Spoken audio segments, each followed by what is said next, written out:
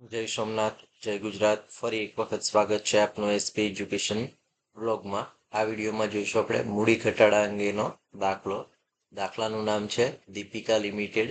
દીપિકા લિમિટેડનું તારીખ 31/3/2025ના રોજનું પાકું સરવૈયું નીચે મુજબ છે, જેમાં આપણને વિગત, નોંધ નંબર અને રકમ રૂપિયા આપ્યા છે. જેમાં ઇક્વિટી અને જવાબદારીમાં એક શેર હોલ્ડરના ભંડોળો, જેમાં એ શેર મૂડી ઇક્વિટી શેર દરેક ₹10નો એક એવા 2 લાખ છે. પ્રેફરન્સ શેર દરેક ₹10નો તેવા 50,000 રકમ છે. 2 બિનચાલુ દેવામાં એ લાંબા ગાળાના ઉછીના નાણાંમાં 10%ના ડિબેન્ચર ₹50,000 છે. 3 ચાલુ દેવા એ વેપારી દેવા લેણદારો ₹50,000, દેવી હુંડી ₹30,000. જ્યારે ટૂંકા ગાળાની જોગવાઈમાં કરવેરાની જોગવાઈ ₹50,000 છે અને મૂડી દેવાનો સરવાળો ₹4,30,000 છે. ત્યારબાદ મિલકતો, તો મિલકતોમાં આપણને બિનચાલુ મિલકતોમાં આપેલું છે દ્રશ્ય મિલકતોમાં મકાન 1,62,500, મશીનરી 62,500, અદ્રશ્ય મિલકતમાં ટેકનિકલ નો હાવ 25,000, ફ્રેન્ચાઇઝી ₹37,500. બી અન્ય ચાલુ મિલકતોમાં જાહેરાત ઝુંબેશ ખર્ચ ₹70,000 છે. ત્યારબાદ 2માં ચાલુ મિલકતોમાં માલ સામગ્રી સ્ટોક ₹62,500, વેપારી લેણા દેવાદારો ₹10,000 અને કુલ સરવાળો છે 4,30,000. ત્યારબાદ નીચે મુજબની મૂડી ઘટાડાની યોજના કોર્ટ દ્વારા મંજૂર થઈ. એક ઇક્વિટી શેર મૂડી છે એ શેર દીઠ ₹5થી ઘટાડવાના છે, એટલે કે ઇક્વિટી શેર મૂડીમાં 5નો ઘટાડો કરવાનો છે. 2 પ્રેફરન્સ શેર મૂડી ₹25,000 સુધી રદ કરવી, એટલે પ્રેફરન્સ શેર મૂડી 25,000 રાખવાની છે અને 25,000નો ઘટાડો કરવાનો છે.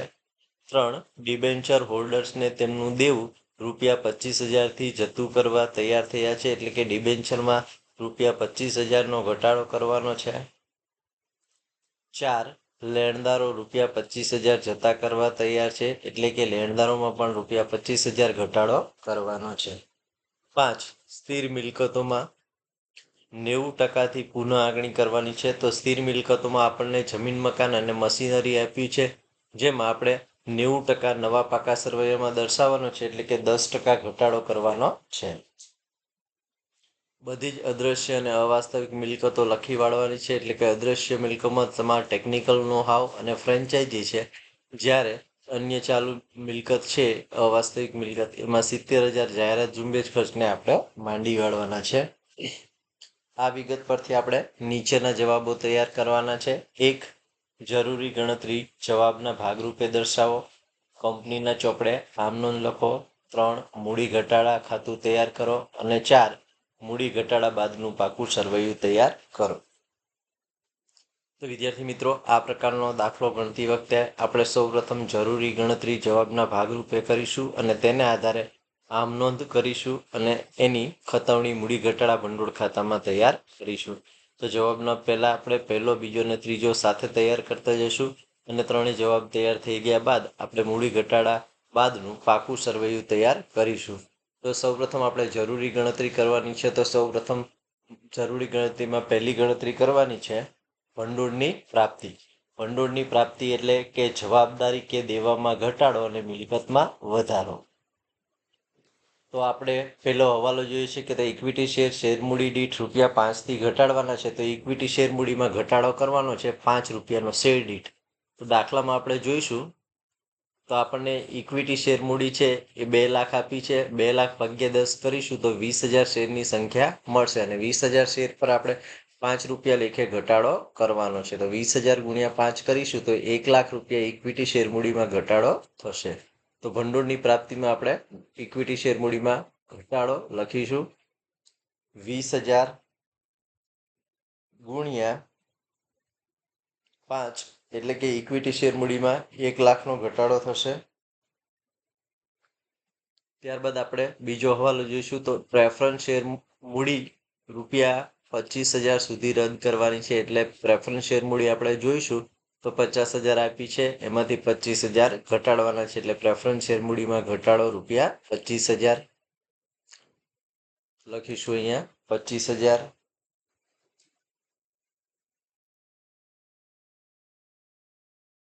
ત્યારબાદ ત્રીજો હવાલો જોશું તો કે ડિબેન્ચર હોલ્ડર તેમનું દેવું ₹25,000 જતું કરવા તૈયાર થયા છે, એટલે કે ડિબેન્ચરમાં પણ આપણે ઘટાડો કરવાનો છે ₹25,000, અને લેણદારો ₹25,000 જતા કરવા તૈયાર છે, એટલે લેણદારમાં પણ ઘટાડો કરવાનો છે 25,000, એટલે ડિબેન્ચરમાં ઘટાડો થશે 25,000 અને લેણદારમાં પણ ઘટાડો થશે 25,000.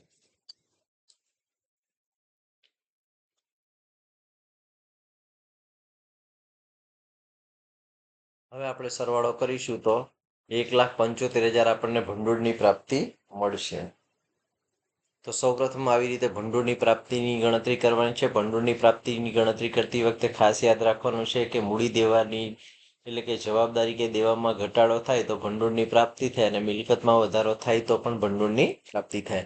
હવે આને આધારે આપણે આમ નોંધ લખવાની છે. તો અહીંયા આપણે ઇક્વિટી શેર મૂડીનું ખાતું છે એ કુલ રકમથી ઉધારી લેવાનું છે, અને ભંડોળની જે કુલ રકમની પ્રાપ્તિ છે 1,75,000, એનાથી આપણે મૂડી ઘટાડા ભંડોળ ખાતું જમા કરવાનું છે. તો આમ નોંધ થાય ઇક્વિટી શેર મૂડી ખાતે ઉધાર 1,00,000, પ્રેફરન્સ શેર મૂડી ખાતે ઉધાર 25,000, ડિબેન્ચર ખાતે ઉધાર 25,000 અને લેણદાર ખાતે ઉધાર 25,000. તે મૂડી ઘટાડા ભંડોળ ખાતે જમા 1,75,000. તો આની આપણે આમ નોંધ કરીશું. તો આપણે અહીંયા આમ નોંધ બનાવેલી છે. આમ નોંધ નંબર 1, ઇક્વિટી શેર મૂડી ખાતે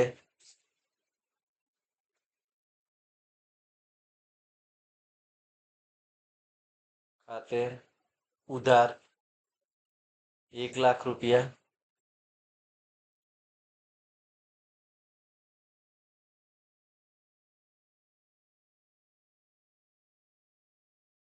પછી લખીશું પ્રેફરન્સ શેર મૂડી ખાતે. તો પ્રેફરન્સ શેર મૂડીમાં કેટલો ઘટાડો થયો છે? તો પ્રેફરન્સ શેર મૂડીમાં 25,000નો ઘટાડો થયો છે. તો પ્રેફરન્સ શેર મૂડી ખાતે ઉધાર 25,000,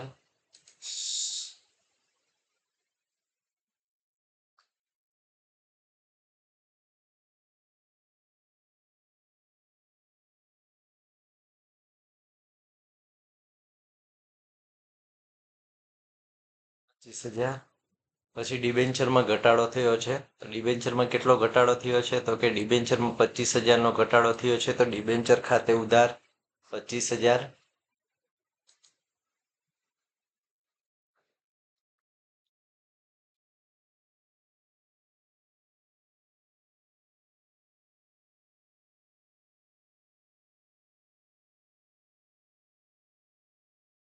અને પછી જોઈશું આપણે શેમાં ઘટાડો થયો છે?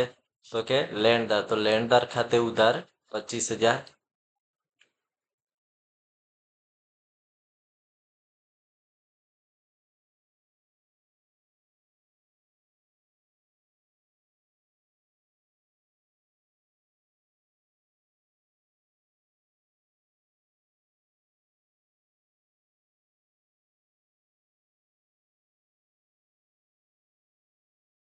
કુલ રકમ કેટલી થઈ? તો કે 1,75,000. તો મૂડી ઘટાડા ભંડોળ ખાતે આપણે જમા કરીશું 1,75,000.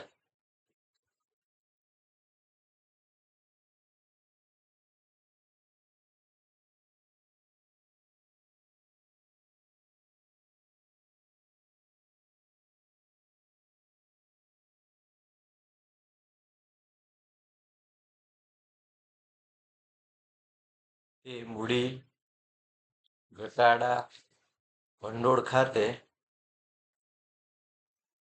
જમા. કુલ રકમ આપણી મળી હતી 1,75,000. તો 1,75,000 થી જમા કરીશું.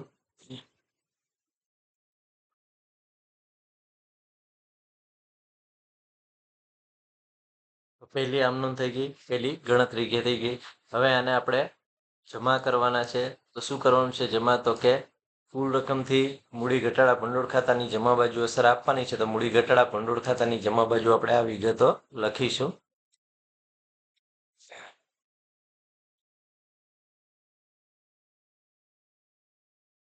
તો મૂડી ઘટાડા ભંડોળ ખાતાની જમા બાજુ ખતવણી કરીએ તો ઇક્વિટી શેર મૂડી મળશે 1,00,000, પ્રેફરન્સ શેર મૂડી મળી હતી 25,000, ડિબેન્ચરમાં પણ ઘટાડો 25,000નો થયો હતો, અને લેણદારમાં ઘટાડો પણ 25,000નો થયો હતો. તો પહેલી ગણતરી કરી અને તેની આમનોંધ લખી. આમનોંધ કરતી વખતે જે વિગતમાં ઘટાડો થયો છે એના ખાતા ઉધાર કરી મૂડી ઘટાડા ભંડોળ ખાતું જમા કર્યું છે. અને આની ખતવણી આપણે કરી છે મૂડી ઘટાડા ભંડોળ ખાતાની જમા બાજુ. હવે બીજી ગણતરી કરવાની છે આપણે ભંડોળનો ઉપયોગ. ભંડોળનો ઉપયોગ એટલે કે મિલકતમાં ઘટાડો અને જવાબદારીમાં વધારો. તો દાખલામાં આપણે જોઈશું કે સ્થિર મિલકતમાં 90% પુનઃ આંકણી કરવાની છે, એટલે કે 90% રકમ રાખવાની છે અને 10% ઘટાડવાની છે. તો આપણે ઘટાડીશું. જમીન મકાનમાં ઘટાડો 10% કરવાનો છે અને મશીનરીમાં પણ 10% ઘટાડો કરવાનો છે. તો મકાનમાં ઘટાડો થશે 1,62,500 ના 10% કરીશું.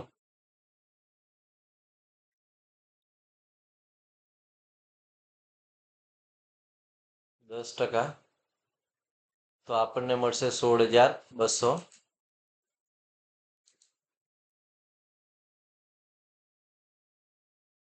એવી રીતે મશીનરીમાં ઘટાડો કરવાનો છે. તો મશીનરીની રકમ આપણને દાખલામાં આપી છે 62,500 ના 10% કરવાના છે, ઘટાડવાની છે. 62,500 ગુણ્યા 10%, તો રકમ મળશે આપણને 6,250. ત્યારબાદ દાખલામાં આપણે હવાલો વાંચવાનો છે. બધી જ અદ્રશ્ય અને અવાસ્તવિક મિલકતો લખી વાળવાની છે. તો પહેલા આપણે ટેકનિકલ નો હાવ છે એ 25,000 છે, ફ્રેન્ચાઇઝી 37,500 છે અને જાહેરાત ઝુંબેશ ખર્ચ છે એ 70,000 આપણે માંડી વાળવાની છે. તો ત્રણેય ઘટાડા તરીકે આપણે દર્શાવી દઈશું. અનુક્રમે ટેકનિકલ નો હાવ 25,000, ફ્રેન્ચાઇઝી 37,500 અને જાહેરાત ઝુંબેશ ખર્ચ 70,000. તો ટેકનિકલ નો હાવ ખાતે આવશે રકમ ₹25,000.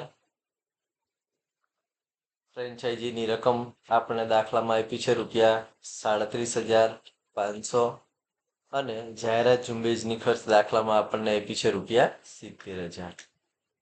હવે આનો આપણે સરવાળો કરીશું તો મળશે આપણને ભંડોળનો ઉપયોગ. તો ભંડોળના ઉપયોગનો સરવાળો કરીશું તો 16,200 વત્તા 6,250, સોરી 16,250 રકમનો ઘટાડો કરવાનો છે. 16,250 વત્તા 6,250 વત્તા 25,000 વત્તા 37,500 વત્તા 70,000 કરીશું તો રકમનો સરવાળો મળશે આપણને 1,55,000. હવે આને આપણે આમ નોંધ લખવાની છે. તો જ્યારે પણ ભંડોળનો ઉપયોગ થાય એવા સંજોગોમાં મૂડી ઘટાડા ભંડોળ ખાતું કુલ રકમથી ઉધારવાનું છે અને ઘટાડેલ મિલકતના ખાતા જમા કરવાના છે. તો આમ નોંધ કરીએ તો શું થાય? તો કે મૂડી ઘટાડા ભંડોળ ખાતે ઉધાર 1,55,000, તે મકાન ખાતે 16,250, તે મશીનરી ખાતે 6,250, તે ટેકનિકલ નો હાવ ખાતે જમા 25,000, તે ફ્રેન્ચાઇઝી ખાતે જમા 37,500 અને તે જાહેરાત ઝુંબેશ ખર્ચ ખાતે થશે 70,000. તો હવે આની આમ નોંધ કરીશું. તો આમ નોંધ લખીશું મૂડી ઘટાડા ભંડોળ ખાતે ઉધાર 1,55,000. આમનો લખીશું મૂડી ઘટાડા ભંડોળ ખાતે ઉધાર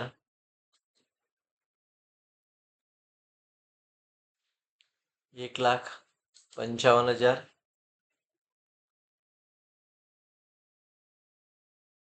હવે જે મિલકતના ઘટાડ્યા છે ખાતા એનાથી જમા કરીશું. તો મકાન ખાતે આવશે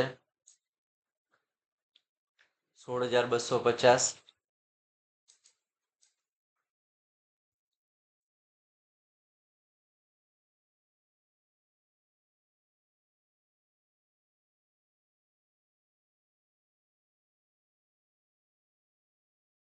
તે મકાન ખાતે 16,250.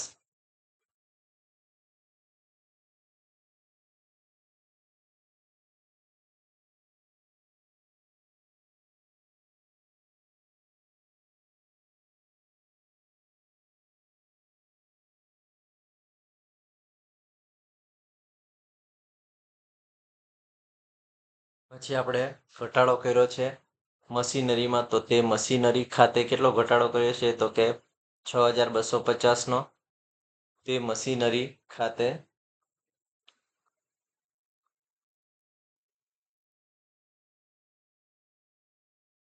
6,250. પછી આપણે ઘટાડો કર્યો છે ટેકનિકલ નો હાવ ખાતે. તો તે ટેકનિકલ નો હાવ ખાતે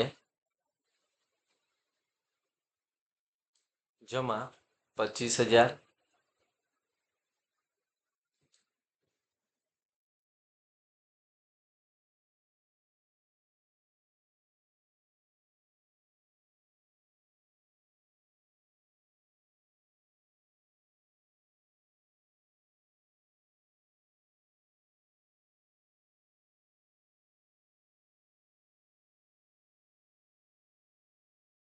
ત્યારબાદ આપણે ઘટાડો કર્યો છે. શેમાં ઘટાડો કર્યો છે? તો કે ફ્રેન્ચાઇઝી ખાતે. તો તે ફ્રેન્ચાઇઝી ખાતે જમા 37,500.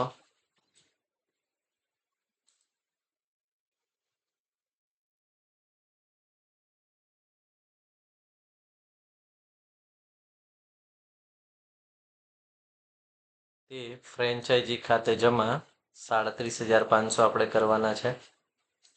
રકમ લખીશું 37,500. ત્યારબાદ આપણે ઘટાડો કર્યો છે જાહેરાત ઝુંબેશ ખર્ચ ખાતે. તો તે જાહેરાત ઝુંબેશ ખર્ચ ખાતે જમા 70,000.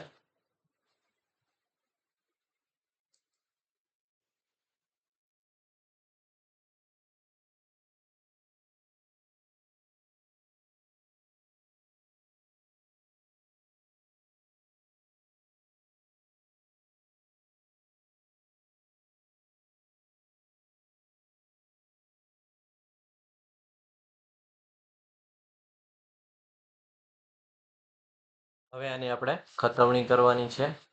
તો આ ખતવણી છે એ મૂડી ઘટાડા ભંડોળ ખાતાની ઉધાર બાજુ આપણે લખી નાખવાની છે. અનુક્રમે મકાન ખાતે 16,250, મશીનરી ખાતે 6,250, ટેકનિકલ નો હાવ ખાતે 25,000, ફ્રેન્ચાઇઝી ખાતે અને જાહેરાત ઝુંબેશ ખર્ચ ખાતે. તો મૂડી ઘટાડા ભંડોળ ખાતાની આપણે ઉધાર બાજુ આ વિગતો લખી નાખવાની છે અને આંકડાઓ લખવાના છે.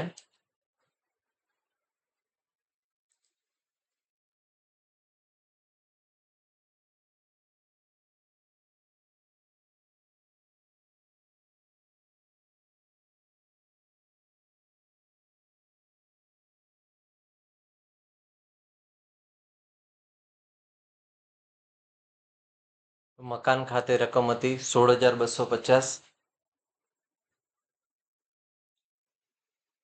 મશીનરીની રકમ હતી 6,250, ટેકનિકલ નોહાવની રકમ છે 25,000.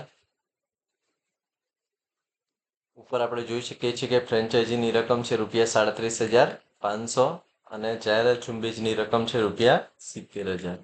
તો બીજી વર્કિંગ નોટ કરી અને તેની ખતવણી પણ થઈ ગઈ. હવે આપણે ત્રીજી ગણતરી કરવાની છે મૂડી અનામત ખાતે લઈ જવાની રકમ. તો મૂડી અનામત ખાતે લઈ જવાની રકમ શોધવાની હોય ત્યારે મૂડી અનામત બરાબર ભંડોળની પ્રાપ્તિ માઇનસ ભંડોળનો ઉપયોગ. તો અહીંયા આપણે જોઈએ છીએ કે ભંડોળની પ્રાપ્તિ 1,75,000 છે, જ્યારે ભંડોળનો ઉપયોગ 1,55,000 છે. તો 1,75,000 માંથી 1,55,000 બાદ કરીશું. 1,75,000 માઇનસ 1,55,000. તો રકમ મળશે આપણને ₹20,000. હવે આને આપણે ખતવણી કરવા આમ નોંધ લખવાની છે. તો આમ નોંધ લખીશું થશે મૂડી ઘટાડા ભંડોળ ખાતે ઉધાર એ મૂડી અનામત ખાતે જમા. અનુક્રમે ₹20,000. તો મૂડી ઘટાડા ભંડોળ ખાતે ઉધાર કરી અને મૂડી અનામત ખાતું જમા કરવાનું છે. તો મૂડી ઘટાડા ભંડોળ ખાતે ઉધાર રકમ રૂપિયા થશે 20,000. એટલે વિગતમાં લખીશું મૂડી ઘટાડા ભંડોળ ખાતે ઉધાર ₹20,000. તે કોના ખાતે જમા કરવાના છે? તો કે મૂડી અનામત ખાતે. તે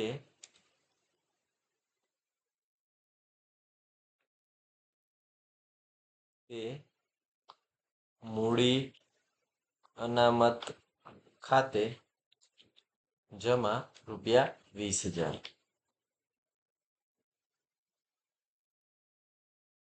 હવે આપણે આમ નોંધની રકમનો સરવાળો કરવાનો છે. તો 1,75,000 વત્તા 1,55,000 અને વત્તા 20,000 નો સરવાળો કરીશું તો બંને બાજુનો સરવાળો આપણને મળશે 1,85,000. એક સરવાળો આપણે કરીશું કેલ્ક્યુલેટરની મદદથી.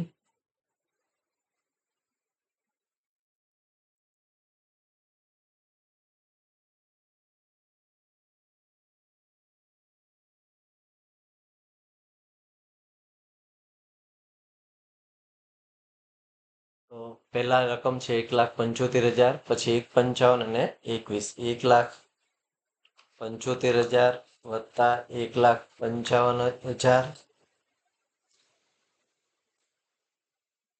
તો સરવાળો થશે 330 અને વત્તા 20,000 કરીશું તો સરવાળો મળશે આપણને 3,50,000. એટલે આમનો સરવાળો મળશે આપણને 3,50,000. અનુક્રમે ઉધાર અને જમાનો 3,50,000, 3,50,000. હવે આપણે મૂડી ઘટાડા ભંડોળ ખાતું બંધ કરવાનું છે. તો મૂડી ઘટાડા ભંડોળ ખાતાની જમા બાજુનો સરવાળો આપણે કરીશું તો રકમ મળશે આપણને 1,75,000, જેને આપણે ઉધાર બાજુ મૂકવાની છે. એટલે કે ઉધારના ખાનામાં મૂકીશું 1,75,000. તો જે તફાવત આવશે એને આપણે લઈ જવાનું છે મૂડી અનામત ખાતે. તો તફાવત મળશે 20,000, જે આપણે મૂડી અનામત ખાતે લઈ જશું. તો વિગતમાં લખીશું મૂડી અનામત ખાતે.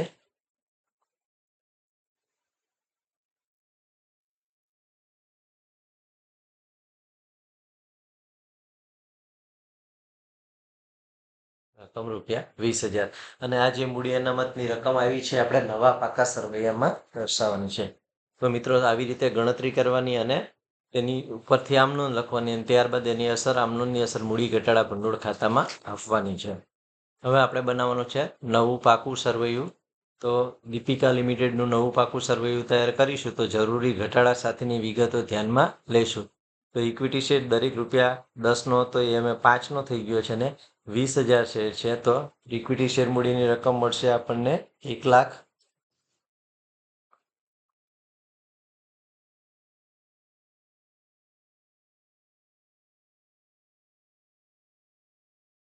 ત્યારબાદ આપણને પ્રેફરન્સ શેર મૂડી દાખલામાં 50,000 આપી હતી અને પ્રેફરન્સ શેર મૂડીમાં ઘટાડો કરવાનો હતો 25,000. તો બાકી રહેશે 25,000. એવી રીતે ડિબેન્ચર પણ 50,000 આપ્યા હતા અને ઘટાડો કરવાનો છે 25,000નો. એટલે ડિબેન્ચરની રકમ પણ રહેશે આપણી પાસે ₹25,000.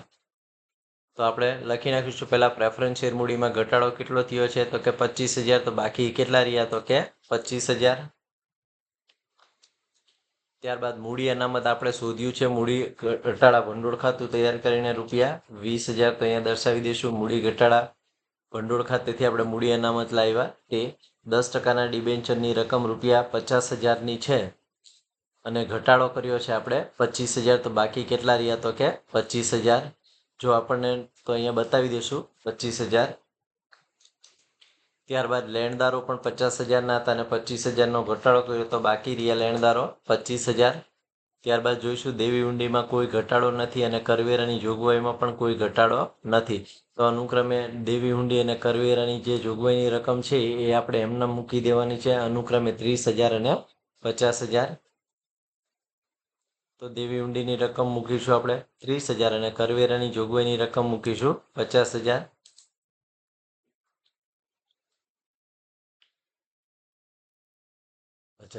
તો આવી રીતે મૂડી દેવાની બધી જ વિગતો આપણે મુકાઈ ગઈ છે. હવે આપણે મિલકત લેણા બાજુની વિગતો મૂકવાની છે. તો મકાન આપણને દાખલામાં 1,62,500 આપ્યું હતું અને એમાં આપણે 10% ઘટાડો કર્યો છે.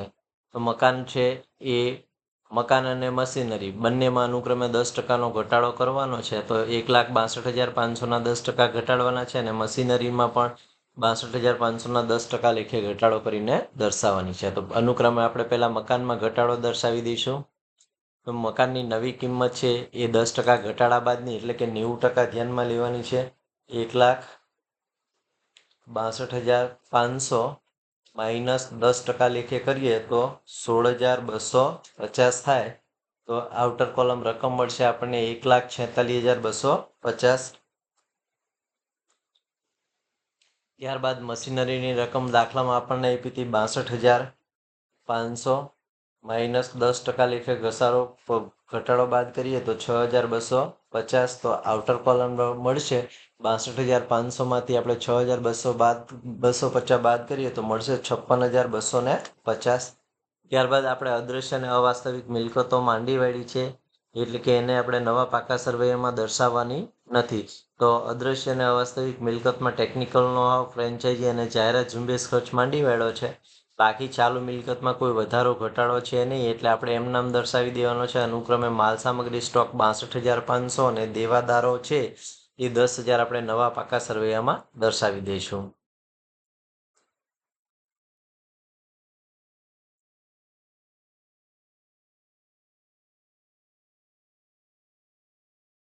62,500 સ્ટોક અને 10,000 દેવાદારો. હવે આપણે નવા પાકા સરવૈયાનો સરવાળો કરવાનો છે. તો નવા પાકા સરવૈયાનો સરવાળો આપણે કેલ્ક્યુલેટરની મદદથી કરવાનો છે. તો પહેલા આપણે મૂડી દેવાનો સરવાળો કરીશું. તો 1,00,000 વત્તા 25,000 એટલે મળશે 1,25,000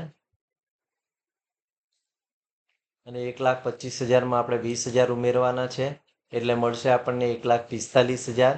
1,45,000 છે એમાં આપણે ઉમેરવાના છે 25,000 તો મળશે આપણને 1,70. 1,70માં 25,000 ઉમેરીશું તો મળશે આપણને 75,000. 1,95. 1,95માં ઉમેરીશું આપણે 30,000 તો મળશે આપણને 2,25,000 અને 2,25,000માં આપણે 50,000 ઉમેરીશું તો મૂડી દેવાનો સરવાળો મળશે આપણને 2,75,000. તો દર્શાવી દઈશું મૂડી દેવાનો સરવાળો 2,75,000. ત્યારબાદ આપણે મિલકત લેણાનો સરવાળો કરવાનો છે ને મિલકત લેણાનો પણ સરવાળો આપણે આટલો જ તૈયાર કરવાનો છે. તો મિલકત લેણાનો સરવાળો કરીશું તો 1,62,500 1,46,250 છે. 1,46,250 વત્તા ઉમેરવાના છે 56,250 તો મળશે સરવાળો આપણને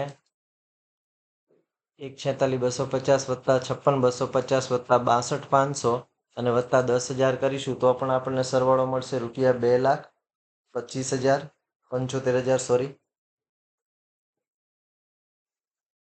તો આવી રીતે મૂડી દેવાનો સરવાળો પણ તૈયાર થઈ ગયો છે. તો અહીંયા આપણે દાખલો પૂરો થાય છે. તો મિત્રો ખાસ યાદ રાખવાનું છે તો સૌપ્રથમ ગણતરી કરવાની દાખલો ગણતી વખતે ગણતરીના આધારે આમનોંધ અને મૂડી ઘટાડા ભંડોળ ખાતામાં ખતવણી કરવાની છે અને આ તૈયાર થઈ ગયા બાદ આપણે મૂડી ઘટાડા બાદનું પાકું સરવૈયું તૈયાર કરવાનું છે. જો મૂડી ઘટાડા બાદનું પાકા સરવૈયાનો બંને બાજુનો સરવાળો છે એ સરખો થઈ જાય તો આપણો દાખલો સાચો ગણાય. જો વિડીયો ગમ્યો હોય તો વિડીયોને લાઇક કરો, લિંકને મિત્રો સાથે શેર કરો, ચેનલમાં નવા હોય તો ચેનલ સબસ્ક્રાઈબ કરો. જય સોમનાથ, જય ગુજરાત, થેન્ક યુ.